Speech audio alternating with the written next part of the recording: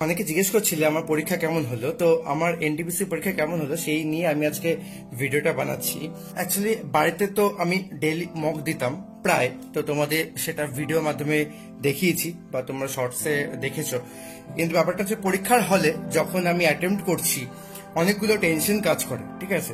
এবার ব্যাপারটা হচ্ছে দেখো, আমি তাও পরীক্ষা সেন্টারে আগের দিন পৌঁছেছিলাম, যে ভুবনেশ্বরে আগের দিন স্টে করে নাইট স্টে করে পরের দিন সকালে পরীক্ষা দিতে গেছি, যাতে ঘুমটা রাতে ভালো হয়, পরীক্ষাটা ভালো হয়। কারণ আগের এএলপি সিবিটি 2 এর এক্সাম যে এক্সপিরিয়েন্স সেটা অত্যন্ত জঘন্য আমার, যেহেতু রাত্রেবেলা আমি ঘুমটা দিতে পারিনি। তাই জন্য আমি এমন ট্রেনে টিকিট কেটেছিলাম ভুবনেশ্বর জনশতাব্দীতে, যে যাতে রাতে গিয়ে স্টে করতে পারি। যাই সেখানে সেটা কোথায় থাকলাম সেটা তোমাদের শর্টসের মাধ্যমে আমি দেখিয়েছি। মেইন ব্যাপার হলো যে পরীক্ষা যখন দিতে যাব তখন সেদিনকে ওয়েদারটাও একটু খারাপ ছিল। তো এবার অনেক কিছু দেখো, বাইরে তুমি থাকছো, সেখানকার তুমি যাবে কিভাবে, ট্রান্সপোর্ট মানে বাস না অটো বা র্যাপিডো বা উবের ওলা করে যাবে, সেটা তুমি ভাবনাগুলো কাজ করে, মানে ডিস্টার্ব মাইন্ডে থাকে। এটা পরীক্ষা থেকে সবারই হয়ে থাকে। এবার তার মধ্যে থেকে তোমাকে তোমার মতো করে এই 1.5 ঘন্টা গেমটা খেলতে হবে। তারাই অ্যাডভান্টেজ পায় যাদের বাড়ির সামনে সিট পড়ছে। যাই এটা রেল কেন করছে সেটা আমি জানি না, সেটা তাদের ব্যক্তিগত ব্যাপার আরআরবি। এবং পরীক্ষাটা আমি যখন দিতে বসলাম, প্রথমে ঢোকার সময় তো আমার হাতে টাকাগুলো খুলিয়ে নিয়েছিল, ঠিক আছে। এবং এটা আগের কোনো পরীক্ষা সেন্টারে খোলেনি। যাই হোক, প্রত্যেকটা সেন্টারের নিয়ম আলাদা, সেই নিয়ে আরপিএফ এর সাথে একটু কথা কাটাকাটি হয়েও গেছিল। এবং তারা বলছিল যে, আমি জিজ্ঞেস করছিলাম যে রুমে এসি আছে কিনা, তো তাদের বক্তব্য অনুযায়ী যে পরীক্ষাতে এসছে এসি কি, এটা একদমই ঠিক কথা যে পরীক্ষাতে এসে এসি কি এত লাক্সারিয়াস কি, ওনারা একদম ঠিক, যে কোনো ভুল কথা বলেনি, ওনাদের সম্মান করে আমি বলছি। কিন্তু বিষয়টা হচ্ছে যে আমি তখন বললাম যে আমাদের এসি দরকার না হলো, যে কটা সিস্টেম রয়েছে ওই ল্যাবে বা ওই রুমে, তা সেগুলোকে ঠিকঠাকভাবে রান করার জন্য এসিটা দরকার। তো সেই নিয়ে কিছুক্ষণ আমার সাথে ঝামেলা হলো।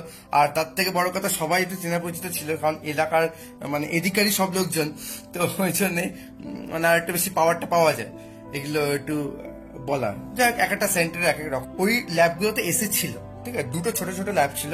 আমার পরিচিত হচ্ছে Innovic tech lab, Indira Gandhi Ayurvedic medical college, এটা হচ্ছে মধুসূদন পার্ক আছে ভুবনেশ্বরে, তো তার ঠিক অপোজিটে। এবং পরীক্ষাতে যাওয়ার সময় তো অনেকের সাথে দেখা হয়েছে, এবং পরীক্ষা সেন্টারে আমি আরেকজন আমার একটা ভাই দুজন মিলে গেছিলাম পরীক্ষা, এবং তার সাথে আলাপ হয়েছিল গঙ্গায় যেতে যেতে, মানে হাওড়া ঢোকার ঠিক আগে। এবার পরীক্ষা দিতে যেতে অনেকের সাথে আলাপ হয়, গল্প হয়, বেশ ভালো মজা আড্ডাও হয়েছিল ভুবনেশ্বর জনশতাব্দী ট্রেনে যেতে যেতে। এটা একটা ভালো জিনিস যে অনেকের সাথে আলাপ পরিচিত হচ্ছে। কিন্তু বিষয়টা হচ্ছে যে সেন্টারে এতটা দূর পরে অনেক সময় আমার সেন্টার তুলনামূলক কাছে ছিল, ভুবনেশ্বর স্টেশন থেকে মাত্র 7.6 কিলোমিটার। এটা একদমই প্রায় বলতে গেলে কাছে, কারণ অনেকে 22 কিলোমিটার। আমার এএলপি সিবিটি 2 যখন ক্যান্সেল হয়েছিল সেই টাইমে গীতা অটোনমাস কলেজে পড়েছিল, যেটা প্রায় 22 কিলোমিটার দূরে, এবং অনেকে 17 কিলোমিটার 18 কিলোমিটার এরকম সব বলছে। সেই জায়গা থেকে দাঁড়িয়ে আমার 7 কিলোমিটার কিছুই না। তো এবার ওখান থেকে বাস বিভিন্ন রুটেই যায়, তো বাস নাম্বারটা জেনে নিয়েছিলাম, বাট বাসে করে যাইনি, অটো করে গেছিলাম। কারণ আমার সাথে যে ভাইটা ছিল সে বললো অটো করে যাই, চলো দুজনে মিলে শেয়ারে চলে যাবো। তো ওই জন্য গেছি। 2-3 জন থাকলে এটা সুবিধা হয়, আদারওয়াইজ একা যদি তুমি যাওয়া প্ল্যান করো তাহলে বাসই বেটার। তাই পরীক্ষা দিতে ঢোকার সময় একসাথে ঢুকছিলাম, তো অনেকের সাথে কথাবার্তা বললাম। বৃষ্টি ছিল না, ওয়েদারটা মোটামুটি একটু ঠিক ছিল সেই টাইমটাতে। যাই হোক, তারপরে এরকম সব কথা কাটাকাটি একটু ঝামেলা হওয়ার পর পরীক্ষা সেন্টারে ঢুকলাম। ল্যাবগুলোতে ছোট ছোট দুখানা ল্যাব, যেগুলোতে এসি ছিল, এবং সিট ক্যাপাসিটি ম্যাক্সিমাম 30টা কম্পিউটার, ম্যাক্সিমাম 30টাও না 25টা হয়তো ছিল, ঠিক আছে।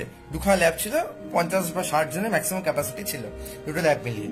তো সেখানে মোটামুটি 40 জনের কাছাকাছি অ্যাটেন্ডেন্স ছিল। তো পরীক্ষা যখন শুরু হলো তখন প্রশ্নটা যখন স্ক্রিনে এলো, প্রথম যখন সেটগুলো পেলাম, মানে সবই তো সাফেল করে থাকে, রিজনিং প্রশ্নগুলো যখন আসছে তখন দেখলাম ডিস্টেন্সের ম্যাথগুলো প্রচন্ড ঘুরিয়ে পেঁচিয়ে দিয়েছে।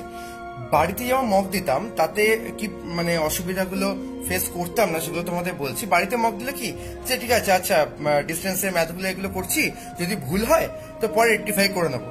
কিন্তু এক্সাম হলে কিন্তু সেই সুযোগটা তোমার থাকবে না বলে টেনশন কাজ করে। এটা আমার তো করে, যে আমি যখন ডিস্টেন্সটা করছি, করে নেওয়ার পর ঠিক হলো তো একবার একটু ক্রস চেক করে নিই। তো আমি 2বার ধরে এখন ক্রস চেক করছি, তাতে আমার সময়ও গেছে। আর আমি যখন টেক্সট বুকে বাড়িতে মক দিতাম ওখানে সেকশনাল টাইমিং দেখাতো, বাট এক্সাম হলে কিন্তু সেকশনাল টাইমিংটা দেখাচ্ছে না, যে আমি একটা কোশ্চেনের জন্য কতটা ম্যাক্সিমাম টাইম নিচ্ছি। তো সেক্ষেত্রে একটু সমস্যাগুলো হয়। রিজনিং ওগুলোতে একটু বেশি টাইম খেয়েছে। আর সিটিং অ্যারেঞ্জমেন্টগুলোতে মানে ক্লিয়ার করে দেওয়া ছিল না। আমি যখন বাড়িতে মক দিচ্ছিলাম সেগুলোতে পুরো ক্লিয়ার করে বলা থাকছিল যে এ এর পরে এর আগে। কিন্তু ওগুলোতে ক্লিয়ার করতে হচ্ছে, মানে ক্লিয়ার তোমাকে নিজেকে করে নিতে হবে, তোমাকে অ্যাজাম্পশন করে নিতে হচ্ছে যে এই তাহলে এখানে বসেছে, তাহলে এই জায়গাটা আর কোনো বসানোর জায়গা নেই, এইভাবে ভেবে নিতে হচ্ছে। হয়ে গেল মোটামুটি। আর ম্যাথ গুলো কয়েকটা ম্যাথ চোখের দেখায় নামানোর মতো, কয়েকটা ম্যাথ মারাত্মক লেভেলে ক্যালকুলেটিভ, কয়েকটা মডারেট। ঠিক আছে, মানে ক্যালকুলেটিভ মানে কি, যে সিআইএসআই প্রচন্ড টাফ লেভেলের অনেক টাইম ডিউরেশন দিয়ে অনেকগুলোকে দিয়ে গজা খিচুড়ি করে পয়েন্টে করে অ্যান্সার বার করতে বলছে। পয়েন্টে অ্যান্সার এবং ক্লোজ মানে অপশন। তো এগুলোতে কোনো অ্যাজাম্পশন করার কোনো জায়গায় নেই। রিজনটা বলতে গেলে সহজই ছিল, একটা আমি একটু পারিনি, একটা আমার মনে পড়ছি যতটা, আমি একটা পারিনি, বাকি সব মোটামুটি করেছি। আর ম্যাথে দুটো পারিনি, মানে দুটো টাইমের জন্য আমি বার করতে পারিনি, টাইম দিলে করে দিতাম, টাইম কম ছিল আমার হাতে। আমি লাস্টে যখন সবকিছু করে করছি, জিকেটা যখন ধরলাম, জিকেতে হিস্ট্রি জিওগ্রাফি পার্টটা আমি কিছু কিছু একদম ইজি পেলাম, আর্টিকেল রিলেটেড প্রশ্ন কিছু কিছু ইজি ছিল। কিন্তু যখন স্টেটমেন্ট বেসড কয়েকটা স্কিম রিলেটেড প্রশ্ন দিয়েছে, বাজেট রিলেটেড প্রশ্ন দিয়েছে, সেগুলো আমি অ্যান্সার করতে পারিনি। এবং আমার প্রশ্নটা মানে যেটা মনে হয়েছে যে কেউ যে ডেপথে পড়ে থাকে তাহলে সে খুব ভালোভাবে অ্যাটেন্ড করতে পারবে, আর যদি কেউ উপর উপর পড়ে থাকে আমার মতো অ্যাটলিস্ট কারেন্ট অ্যাফেয়ার্স ও স্ট্র্যাটেজি গাইড, তাহলে কিন্তু এই প্রশ্নগুলো অ্যাটেন্ড করতে পারবে না। সাবজেক্ট নলেজ ডেপথ প্রচন্ড থাকতে হবে তোমাকে, নাহলে এই প্রশ্নগুলো অ্যাটেন্ড করা সম্ভব নয়। এবং কিছু কিছু শিফটের প্রশ্ন দিয়েছে শুনছি যে বিধানসভা ইলেকশনে যে কটা সিট পেয়েছে এই রাজ্য, তো এগুলো তো মনে রাখা সম্ভব নয়, নিজের স্টেটই মনে থাকে না, অন্য স্টেটের কথা ছেড়ে দিতাম। এগুলো একটা প্রশ্নগুলোকে বিভ্রান্ত করার জন্য আর কিছু না, কম্পিটিশন, মানে তুমি অ্যান্সার দিলে যদি ভুল হয় তো তোমার গেল, আর ঠিক হয়তো তোমার কপাল ভালো, আর না অ্যান্সার দিলে তো ছেড়ে দাও, এগুলোতে কম্পিটিশনটা হয়। আর সোজা প্রশ্ন ভুল করা মানে তোমাকে বহু জনের পিছনে ছিটকে দেওয়া, এটা একদম বাস্তব করে, যেটা আমি একটা প্রশ্ন করেছিলাম। সবকিছু করে যখন ছাড়তে ছাড়তে জিকেটা যখন লাস্টের দিকে আসছি, তখন দেখলাম লাস্টে 15 মিনিট বাকি, প্রায় 15 মিনিট বাকি, কিন্তু আমার 70 থেকে 72টা মাত্র আমি অ্যান্সার করেছি, তাতে হবে না, এবং একটু রিস্ক নিতেই হবে। বাকি 8খানা মানে আমি যেগুলো মার্ক ফর রিভিউ করা ছিল, যেগুলো একটু মাত্র ক্যালকুলেটিভ ছিল, তো সেগুলোকে মানে ম্যাথের ক্ষেত্রে বলছি, তো সেগুলোকে আমি পরে অ্যাটেম্প করেছি, তো পরে আমি ধরে বসে সেগুলোকে সলভ করছিলাম, ফাইন। লাস্টে 10 মোটামুটি আমি 75 না 76টার মতো করেছি, তো ওই 75-6 গিয়ে লাস্টে আটকে গেল। ঠিক আছে, কারণ এই কয়েকটা আমি মার্ক ফর রিভিউ করেছিলাম, মার্ক ফর রিভিউ করার থেকে যে কটা আমি পারলাম সে কটাই অ্যান্সার দিলাম।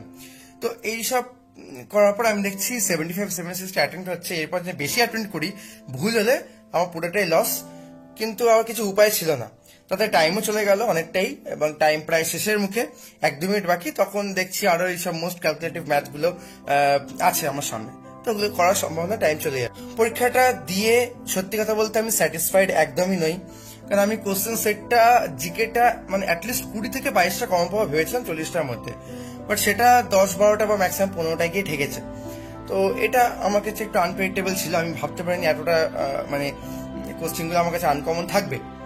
এটা ডেপথে আরো বেশি পড়তে হবে, আরো বেশি নলেজ গেইন করতে হবে, কারণ এখনকার প্রশ্নগুলো কখনো আর সোজা হবে না, প্রত্যেকটা পরীক্ষারই প্রশ্ন টাফ হবে, এবং নেক্সট তোমরা তার প্রমাণ দিতে হবে সিজিএল, কারণ সবাই ওয়েল প্রিপেয়ার্ড, এবং তার জন্য মানে তোমাকে ডেপথে নলেজ রাখাটা খুবই ইম্পর্টেন্ট, নাহলে তুমি এই কম্পিটিশন থেকে ছিটকে যাবে। এবার এর মধ্যে অলরেডি আমার 8টা কি 9টা আমার ভুল হতে পারে, ঠিক আছে, এটা আমার ধরে রাখা আছে, এবং সেখানে স্কোর এসে কত দাঁড়াবে, 60 থেকে 65 বা 70-এর মধ্যে এক্সাক্ট কত স্কোর এসে দাঁড়াবে আমি সেটা জানি না, বাট স্কোরটা বাড়িতে যেরকম মকে আমি স্কোর করতাম খুব ভালো রকম ভাবে, সেটা কিন্তু আমি পরীক্ষার হলে অতটা স্কোর করতে পারবো না, এটা বাস্তব কথা।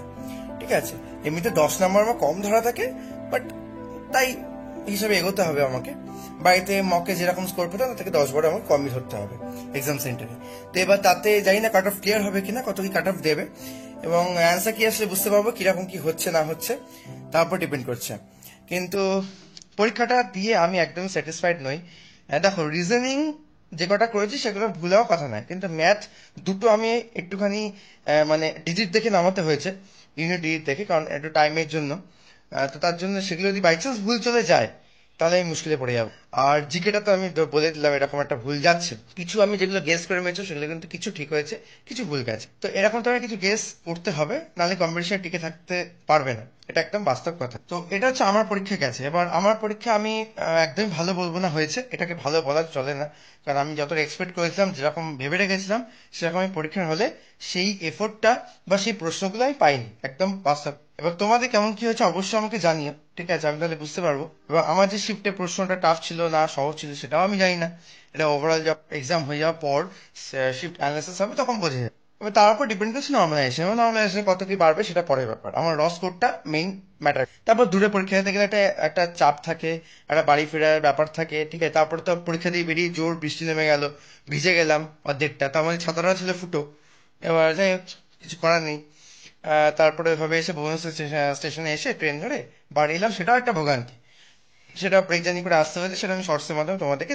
যাই হোক, এই ছিল আমার এক্সাম এক্সপিরিয়েন্সটা। রেলের কাছে আমার একটাই অনুরোধ লাস্টে, যে অ্যাটলিস্ট মেন্স পরীক্ষাটা বা নেক্সট পরীক্ষাগুলো কিছু জনকে অ্যাটলিস্ট ভুবনেশ্বর থেকে কলকাতা ফেলুক, নালে পরীক্ষা দিতে যাওয়াটা একটা খরচা সাপেক্ষ ব্যাপার হয়ে দাঁড়ায়। আর মেন্টালি মানে এক্সাম ওরিয়েন্টেড যে মাইন্ড, সেটা রাখা পসিবল হয় না সবসময়। সো যাই হোক, তোমাদের কেমন কি পরীক্ষা হয়েছে অবশ্যই কমেন্ট সেকশনে জানিও। আর যদি ভিডিওগুলো ভালো লেগে থাকে আমার চ্যানেলে, তাহলে চ্যানেলটা সাবস্ক্রাইব করে রাখতে পারো। আর যদি কোনো প্রাইজ অবশ্যই কমেন্ট সেকশনে জানিও। আমি তোমাদের একদম খুল্লা বললাম আমি কি কি অ্যাটেন্ড করেছি না করেছি, কিরকম কি প্রশ্ন পেয়েছি, এবার বাকিটা ভগবান জানে, কপালের ব্যাপার। তবে এটুকু বুঝলাম, আরো আরো আরো ডেপথে পড়তে হবে, প্রচুর ডেপথে, নালে এই কম্পিটিশনে টিকে থাকা পসিবল নয়। সো যাই হোক, এখানেই দেখা হচ্ছে পরের ভিডিওতে। আশা করি তোমাদের খুব ভালো পরীক্ষা হয়েছে এবং ভালো স্কোর পাবে, এবং প্রিলিমস যদি একবার পেয়ে যাও, মেন্সের জন্য ভালো করে প্রিপেয়ার হও। যারা খুব কনফিডেন্ট তাদের একদম মেন্স সামনে আছে, এনটিপিসি আন্ডার গ্র্যাজুয়েট আছে যারা এক্সাম দিচ্ছ, তো খুব ভালো হবে, চিন্তা নেই। আর যদি কোনো প্রাইজ থাকে অবশ্যই কমেন্ট সেকশনে জানিও। আজকে এখানেই